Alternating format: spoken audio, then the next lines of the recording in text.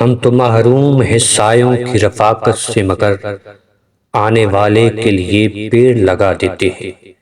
اللہ رب العزت نے قرآن کریم کے اندر ارشاد فرمایا، وہی ہے جس نے تمہارے لیے آسمان کی جانب سے پانی اتارا، اس میں سے کچھ پینے کا ہے اور اسی میں سے کچھ شجرکاری کا ہے، جس سے نباتات، سبزے اور چراگاہیں شاداب ہوتی ہیں، جن میں تم اپنے مویشی چراتے ہو۔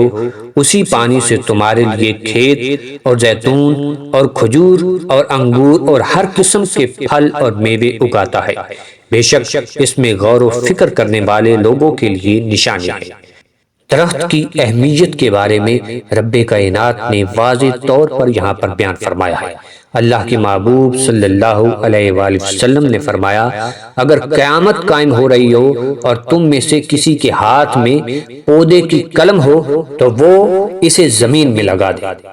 شجرکاری نہ صرف سنت رسول صلی اللہ علیہ وآلہ وسلم ہے، بلکہ ماحول کو خوبصورت اور دلکش بنانے کے ساتھ ساتھ زمین کی زرخیزی میں معاون و مددگار ہے۔ روح ارضی پر درخت زندگی کے ضامن ہیں۔ تم نے دیکھا ہے کبھی ایک نظر شام کے بعد کتنے چپ چاپ سے لگتے ہیں شجر شام کے بعد۔ شجر سے محبت انسانیت سے محبت ہے، کیونکہ یہ درخت آکسیجن مہیا کر کے ہماری زیست کا سامان پیدا کرتے ہیں۔ اگر زیادہ سے زیادہ شجرکاری کی جائے تو دنیا کا ماحول بہتر بن سکتا ہے۔ شجرکاری کی اہمیت کو سمجھتے ہوئے ہمیں اپنے ماحول کی حفاظت کے لیے درخت لگانا چاہیے۔ ایک درخت ہی نے زندگی کو زیبا بنایا ہوتا ہے۔ اللہ کے محبوب صلی اللہ علیہ وآلہ وسلم نے فرمایا، مسلمان کوئی درخت یا کھیتی لگائے اور اس میں سے انسان، درندہ یا پرندہ یا چوپایا کھائے تو وہ اس کے لیے صدقہ بن جاتا ہے۔ شجرکاری کا عمل نہ صرف ماحول کی حفاظت کا ذریعہ ہے، بلکہ یہ ہمیں صحت مند رہنے میں بھی مدد فراہم کرتا ہے۔ درختوں کی جڑیں زمین کو مضبوطی دیتی ہیں اور ان کے پتے ہمیں آکسیجن مہیا کرتے ہیں۔ ہالینڈ میں ہر پیدا ہونے والے بچے کے نام کا درخت لگانا اور اس کی حفاظت کرنا اس خاندان کی قانوناً ذمہ داری ہوتی ہے۔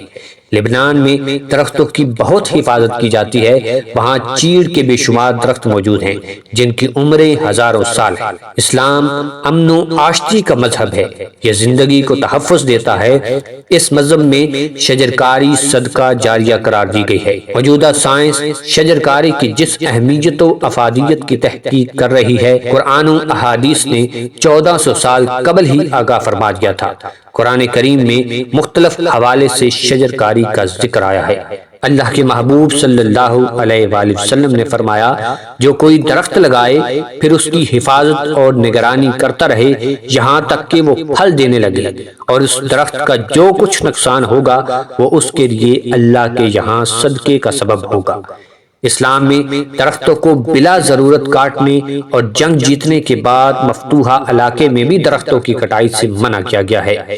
کوشش کریں اپنے ہاتھ سے زندگی میں ایک درخت ضرور لگائیں۔ شجرکاری کی اہمیت کو سمجھ کر ہمیں اپنے ماحول کی حفاظت کرنی چاہیے تاکہ ہماری آنے والی نسلیں بھی صحیح اور خوشحالی سے رہ سکیں۔